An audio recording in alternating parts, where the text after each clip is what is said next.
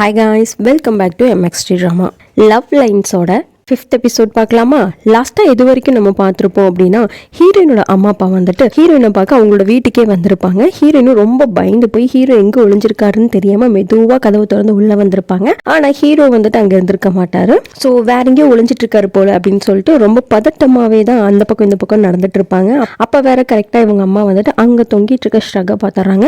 என்னம்மா நீ இவ்வளோ பெருசாக வாங்கி வச்சிருக்க அப்படிங்கிற மாதிரி கேட்குறாங்க.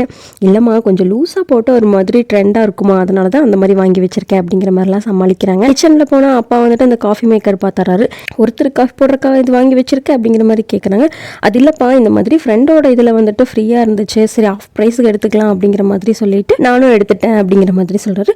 இல்லையே பார்க்கறதுக்கு ரொம்ப எக்ஸ்பென்சிவ் மாதிரி இருக்கே அப்படின்னு கேட்குறாரு. இருந்தாலும் இவங்க வந்துட்டு அதுதான்ப்பா, அவன் வந்துட்டு புதுசா வேற ஒன்று வாங்கிட்டா, அதனால நான் இதை வாங்கிட்டேங்கிற மாதிரி பேசிட்டே இருக்காங்க. அதுக்குள்ள இவங்க அம்மா போய் அங்க இருக்கிற பால்கனி திறக்கலான்னு பாக்குறாங்க. ஹீரோ அங்க ஒளிஞ்சிட்டு இருப்பாரு அப்படிங்கிற பயத்திலே ஹீரோயின் போய் இருங்கம்மான்னு சொல்லிட்டு அவங்க போய் பாக்குறாங்க. பார்த்தா ஹீரோ வந்துட்டு அங்கேயுமே இல்லை. அதுக்கப்புறமா ஹீரோயின் வந்து மறுபடியும் அங்கே கூப்பிடலாம் அப்படிங்கிற மாதிரி ஃபோன் எடுக்கிறாங்க. ஆனால் அவங்களோட ஃபோன் வந்து சார்ஜே இல்லாமல் ஸ்விட்ச் ஆஃப் ஆயிருக்கும். சரி ஓகே, சார்ஜ் போட்டாச்சு பண்ணலாம் அப்படின்னு சொல்லிட்டு போய் சார்ஜை போடுறாங்க. சார்ஜை போட்டு கால் பண்ணலான்னு ட்ரை பண்ணிட்டு இருக்காங்க. சேம் டைம் வந்துட்டு வந்த இவங்க அம்மா அப்பா வந்துட்டு சமைக்க ஆரம்பிச்சிட்டாங்க. சரி வந்ததான் வந்துட்டோம், நல்லா சமைச்சு இன்னைக்கு ஒரு பிடிச்சிட்டு போயிட வேண்டியதான் அப்படிங்கிற மாதிரி அவங்க வேலையை அவங்க பார்த்துட்டு இருக்காங்க. அதுக்கப்புறம் தான் அவங்க காட்டுறாங்க. அவங்க வந்துட்டு ஹீரோ கூட உட்காந்து பேசிட்டு இருக்காங்க. அப்பதான் ஃபோன் எடுத்து பார்க்கும்போது ஹீரோயின் வந்துட்டு நிறைய டைம் கூப்பிட்டு இருக்கிறத பார்க்கறது. இவையே எனக்கு இவ்வளோ கால் பண்ணி வச்சிருக்கா அப்படிங்கிற மாதிரி கேட்கும்போது அப்போ ஹீரோ எந்திரிச்சு வந்து ஒருவேளை எங்கிட்ட ஏதாவது சொல்றக்கா இருக்குமோ அப்படிங்கிற மாதிரி கேட்டுட்டு சரி ஓகே திரும்ப கூப்பிட்டா வந்துட்டு என்னோட நம்பரை கொடுத்துருடா அப்படிங்கிற மாதிரி சொல்லிட்டு கேஷுவலா விட்டுட்டாரு. இவ்வளோ கால் வந்திருக்கு, ஏதாவது சீரியஸா இருக்குமா, அர்ஜென்ட்டா இருக்குமா அப்படிங்கிற மாதிரிலாம் யோசிக்க கூட கிடையாது. அதுக்கப்புறமா ஹீரோயினுக்கு வந்து கால் பண்ணி பார்க்குறாங்க. ஆல்ரெடி ஸ்விட்ச் ஆஃப்ல இருக்கிறதுனால காலுமே போகல. ஹீரோயின் என்ன பண்றாங்க அப்படின்னா, சரி ஃபோன் தான் எடுக்கல, அட்லீஸ்ட் நம்ம வந்துட்டு ஒரு நோட்ஸ்ல எழுதியாச்சு ஸ்டிக் பண்ணலாம் அப்படிங்கிற மாதிரி சொல்லிட்டு அதை வந்து கதவுக்கு மேலே ஓட்டலான்ட்டு வெளியே வருவாங்க. கரெக்டாக அப்போ ஹீரோவே வந்துருவாரு. அப்போதான் அவங்க யாரையும் பாத்திரக்கூடாதுன்னு சொல்லிட்டு பக்கத்தில் கூட்டிட்டு போயிட்டு இன்னைக்கு ஒரு நாள் மட்டும் அட்ஜஸ்ட் பண்ணிக்க, எங்கள் அம்மா அப்பா வந்திருக்காங்க, அவங்களுக்கு எதுவுமே தெரியாது அப்படிங்கிற மாதிரி சொல்லிட்டே இருக்கையில கரெக்டாக அவங்க அம்மா வெளியே வந்துடுறாங்க. ரைட்ரா அப்படிங்கிற மாதிரி இங்கே ஹீரோயின் என்ன சொல்றதுன்னு தெரியாம முழிச்சிட்டே இருக்க. அப்போதான் அவங்க அம்மாட்ட வந்துட்டு இல்லம்மா என் கூட ஒர்க் பண்றவங்க ஒரு விஷயமா வந்தாங்கிற மாதிரி சொல்ல சரி ஓகே அப்படின்னு சொல்லிட்டு அப்படியே விட்டுருவாங்கன்னு பார்த்தா வந்தாதான் வந்துட்டாங்க. வெளியே நிக்க வச்சு பேசிட்டு இருக்க, உள்ள கூப்பிட்டு வா சாப்பிட்டுட்டு போகட்டும் அப்படிங்கிற மாதிரி சொல்லி வம்படியா உள்ள இழுத்துறாங்க. அப்புறம் ஹீரோ வந்து உள்ள உட்காந்துருக்காரு. சாப்பிடுப்பா அப்படிங்கிற மாதிரி சொன்னா அப்ப ஹீரோயின் வந்துட்டு இல்லம்மா அவரெல்லாம் சாப்பிட்டு தான் வந்திருப்பாங்க, நீங்க சும்மா இருங்க அப்படிங்கிற மாதிரி சொல்றாங்க. ஆனா ஹீரோ வந்துட்டு ஆமாண்டி நான் ஆல்ரெடி சாப்பிட்டுட்டு இருந்தேன், ஆனா எனக்கு இப்ப லைட்டா பசிக்கிற மாதிரி இருக்கு அப்படின்னு சொல்லிடுறாங்க. இங்க ஹீரோயினுக்கு இருக்கிற பிரச்சனை போதாது நீ வேற அப்படிங்கிற மாதிரி இருக்கு. அப்ப ஹீரோ மெதுவா அப்படியே சாப்பிட ஆரம்பிக்கிறாரு. அப்பதான் வந்துட்டு ஹீரோயின் அம்மா வந்துட்டு அப்படியே போட்டு வாங்குறாங்க. ஆமா ஆபீஸ்ல தான் பாத்துக்கிறீங்க, அப்புறம் என்ன திடீர்னு அப்படிங்கிற மாதிரி கேட்டா இங்க ஹீரோக்கு என்ன சொல்றதுன்னு தெரியல. ஹீரோயின் வந்து இல்லம்மா டாக்குமெண்ட் வந்து எங்கிட்ட இருந்துச்சு, அதை வாங்குறதுக்காக வந்தாங்க அப்படின்னு சொல்றாங்க. அப்படியா என்ன டாக்குமெண்ட்னு கேட்டோன்னு இங்க ஹீரோ வளர்றாரு. இந்த மாதிரி லீஸ் டாக்குமெண்ட்னு சொல்லிட்டு என்னது லீஸா அப்படிங்கிற மாதிரி கேட்கவும் தான் ஹீரோயின் வேற வழியே இல்லம்மா அவர் ஒரு இடத்துல வந்து ரெண்டுக்கு இருக்காரு, அதோட டாக்குமெண்ட் வந்து எங்கிட்ட இருந்துச்சு, அதை வாங்குறதுக்காக வந்தாங்க அப்படிங்கிற மாதிரி ரொம்ப போட்டு சமாளிச்சுட்டே இருக்காங்க. இவங்களுக்குள்ள வந்துட்டு டவுட் வருது, ஒரு வேளை வந்துட்டு ரெண்டு பேரும் லவ் பண்றாங்களோ அப்படிங்கிற மாதிரி டவுட்டுமே இருக்கு.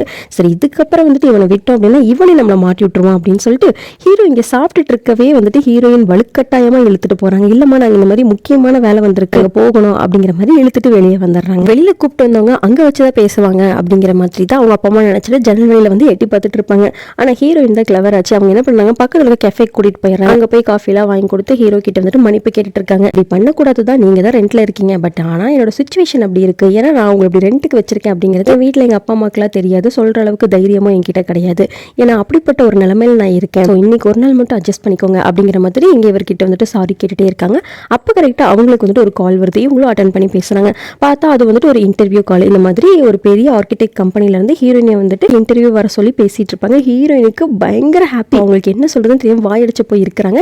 இருந்தாலுமே அவங்க வந்துட்டு அந்த கால் வந்துட்டு ஒன்று கிளியர் பண்ணிக்கிறாங்க. ஏன்னா என்ன பொசிஷனுக்காக இவங்க கூப்பிடுறாங்க அப்படிங்கறத வெரிஃபை பண்ணிக்கிறாங்க. இவங்க ஆசைப்பட்ட மாதிரியே வந்துட்டு ஆர்கிடெக்ட் தான், ஸோ அதனால ரொம்ப சந்தோஷமா வந்துட்டு நாளைக்கே வரேன் அப்படிங்கிற மாதிரி பேசிட்டு வைக்கிறாங்க.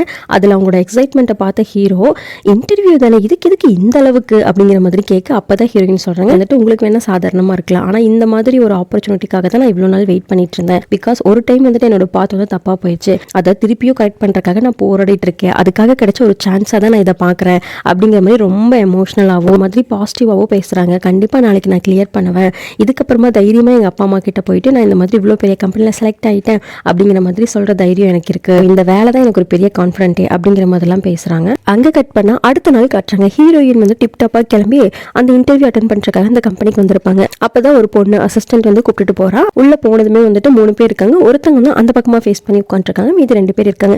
ஹீரோயினுக்கு கொஞ்சம் நர்வஸாக தான் இருக்குது, கன்ஃபார்ம் இதில் செலக்ட் ஆயிடணும் அப்படிங்கிற மாதிரி ரொம்ப யோசிச்சுட்டு படப்படன்னு இருக்காங்க. அப்புறம் திடீர்னு பார்த்தா அந்த பக்கமாக ஃபேஸ் பண்ணியிருந்தவர் எந்திரிச்சு வராரு. பார்த்தா அதுதான் ஹீரோ. எந்திரிச்சு வந்தது மட்டும் கிடையாது, சென்டரில் உட்காடுறாங்க. ஸோ அதுக்கப்புறம் தான் உங்களுக்கு தெரிய வருது இவங்க இன்டர்வியூ அட்டன் பண்ணுற கம்பெனியோட சிஇஓவே வந்து ஹீரோ தான் அப்படின்னு சொல்லிட்டு. இது தெரிஞ்ச ஹீரோயின் வாய் அடைச்சு போய் இருக்காங்க, என்ன சொல்றதுன்னு தெரியாம. அதுக்கப்புறமா மெதுவாக இன்டர்வியூ ஸ்டார்ட் ஆகுது. ஹீரோயினும் பேச ஆரம்பிக்கிறாங்க. கூட இருந்த பொண்ணு வந்துட்டு அப்படியே கொஸ்டின் பண்ண ஆரம்பிக்கிறாங்க. இங்க ஹீரோயினுமே வந்துட்டு நல்ல ஆன்சர் தான் பண்றாங்க. இனிஷியலா அவங்களுக்கு என்னமோ பெரிய இன்ட்ரெஸ்ட் இல்லை இந்த ஹீரோயின் மேல. அதுக்கப்புறமா இவங்க ஆன்சர் பண்ற விதத்தை வச்சு இவங்களுக்கு ஒரு மாதிரி ஓகே நம்ம வந்து நல்ல கேண்டிடேட் தான் சூஸ் பண்ணியிருக்கோம் அப்படிங்கிற மாதிரி தெரிய வருது. இங்கிலீஷ் ஃப்ளூவன்ஸை வந்து செக் பண்றாங்க, ஏன்னா அது ரொம்ப முக்கியம் இந்த மாதிரி பெரிய கார்பரேட் கம்பெனிக்கெல்லாம்.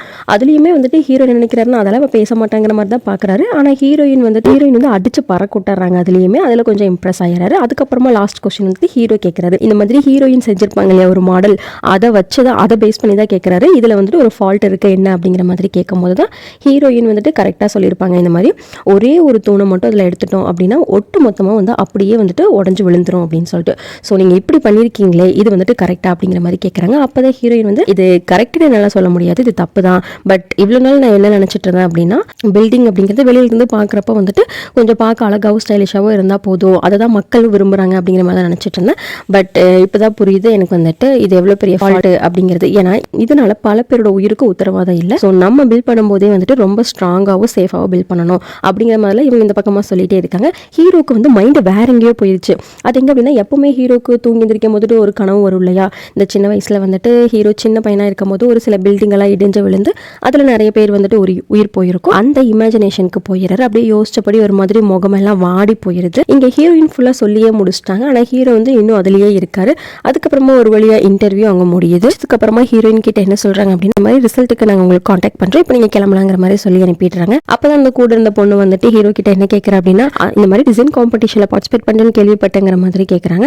ஆக்சுவலாக ஹீரோ வந்துட்டு ஒரு பெரிய டிசைன் காம்படிஷன் வந்துட்டு பார்ட்டிசிபேட் பண்ணியிருப்பாங்க. அதில் ஹீரோ மட்டும் கிடையாமல் டாப் மோஸ்ட் கம்பெனிலாம் வந்துட்டு கலந்துப்பாங்க. அதில் வந்துட்டு ஒரு சின்ன பயம் வருது இவங்களுக்கு. இந்த மாதிரி உனக்கு தான் ஆல்ரெடி தெரியும்ல, ஆல்ரெடி 2 டாப் கம்பெனி அதில் இருக்கு, மோஸ்ட்லி அவங்களுக்கு ஃபேவராக தான் எல்லாம் நடக்கும் அப்படிங்கிற மாதிரிலாம் பேசுகிறாங்க. அப்போ கூட ஹீரோ வந்துட்டு யார் என்னமோ பண்ணட்டும், பட் ஆனால் என்னோட டேலண்ட் மேலே எனக்கு நம்பிக்கை இருக்குது அப்படிங்கிற மாதிரி சொல்கிறாங்க. அப்போ அந்த பொண்ணுமே வந்துட்டு சரி ஓகே தான் நீ கலந்துக்கோ, பட் அப்படிங்கிற மாதிரி யோசிக்கிறாங்க. நீ ஃப்ரீயாக விட அதை நான் பார்த்துக்கிறேன் அப்படிங்கிற மாதிரி சொல்லிட்டாரு. அதுக்கப்புறமா மறுபடியும் வந்துட்டு இன்டர்வியூ நடக்குது. அன்னைக்கு மட்டுமே வந்துட்டு ஒரு 4 பேர்த்த வந்து இன்டர்வியூ பண்ணியிருப்பாங்க. ஸோ அதில் வந்துட்டு யார் பெஸ்ட்டுன்னு பார்க்குறப்ப ஹீரோயின் தான் அந்த பொண்ணுக்கு தோணும். ஸோ அதை பற்றி வந்து ஹீரோ கிட்ட வந்து டிஸ்கஸ் பண்ணிட்டு இருக்கா. ஆனால் ஹீரோ எந்த வித ரெஸ்பான்ஸும் கொடுத்த மாதிரி தெரியல. அப்போ கரெக்டாக அவங்களுக்கு ஒரு மெசேஜ் வந்திருக்கும். அதை வந்து அனுப்புனது ஹீரோயின் தான். இந்த மாதிரி ரெண்டல் அக்ரிமெண்ட் வந்துட்டு இவர் கூட போடணும் இல்லையா, ஸோ அதை வந்து நானே ரெடி பண்ணி கொண்டு வந்து கொடுத்துறேன் அப்படிங்கிற மாதிரி சொல்லியிருப்பாங்க. அதுக்கப்புறமா ஹீரோயின் வந்துட்டு ஹீரோ பார்க்கறதுக்காக வந்திருப்பாங்க. அப்போ அந்த கான்ட்ராக்டையும் எடுத்துட்டு வந்திருப்பாங்க. அப்போதான் வந்துட்டு ஹீரோ என்ன கேட்குறேன் அப்படின்னா ஃபர்ஸ்ட் ஆஃப் ஆல் நீ ஏன் உன் வீட்டில் வந்துட்டு சொல்ல மாட்டேங்கிற, இந்த மாதிரி உனக்கு வேலை இல்லை, நீ வேற பெட்டர் ஆப்பர்ச்சுனிட்டிக்கு சர்ச் பண்ணிட்டு இருக்க அப்படிங்கிற மாதிரிலாம் அப்படின்னு சொல்றாங்க. ஆனால் ஹீரோயின் அதுக்கு ரொம்ப தயங்கிட்டே பேசுறாங்க. இல்லை ஆல்ரெடி நிறைய ப்ராப்ளம் இருக்கு, அதனால தான் நான் இதெல்லாம் சொல்ல மாட்டேங்கிறேன் அப்படிங்கிறாங்க. அப்போ ஹீரோ வந்துட்டு அப்படிலாம் கிடையாது, ஃபர்ஸ்ட் உனக்கு வந்துட்டு உன்னோட மேலே நம்பிக்கை இருக்கணும், அதுவே உனக்கு இல்லை, அப்புறம் எப்படி நீ போயிட்டு ஒரு நல்ல ஹோப்போட போய் உன்னோட பேரண்ட்ஸ் கிட்ட இதெல்லாம் கன்வே பண்ணுவேன். ஸோ ரொம்ப மட்டம் தட்டுற மாதிரியே பேசுறாரா. இதெல்லாம் பார்த்து ஹீரோயினுக்கு வந்துட்டு பயங்கரமாக கடுப்பாகுது. ஏன்னா இவங்க வந்துட்டு இதுக்கு முன்னாடி ஹீரோவை பார்த்து உட்காந்து இவங்களோட டவுன் சைட்லாம் பற்றி பேசியிருப்பாங்க இல்லையா. ஸோ அதை வந்துட்டு இவர் வந்துட்டு நினச்சிட்டு இப்படி நம்மளை இலக்காரமாக நினச்சிட்டாங்களா அப்படிங்கிற மாதிரி இங்கே ஹீரோயினுக்கு தோணுது. அவங்களும் சொல்லிடுறாங்க, நான் உங்ககிட்ட வந்துட்டு என்னோட கஷ்டத்தெல்லாம் சொன்னதுனால நான் வந்துட்டு ஒரு வீக்கான பொண்ணுன்னு கிடையாது, என்னோட கான்ஃபிடன்ஸ் என்ன அப்படிங்கிறது எனக்கு தெரியும், அதெல்லாம் நீங்கள் என்னோட ஒர்க்கில் தான் பார்ப்பீங்க.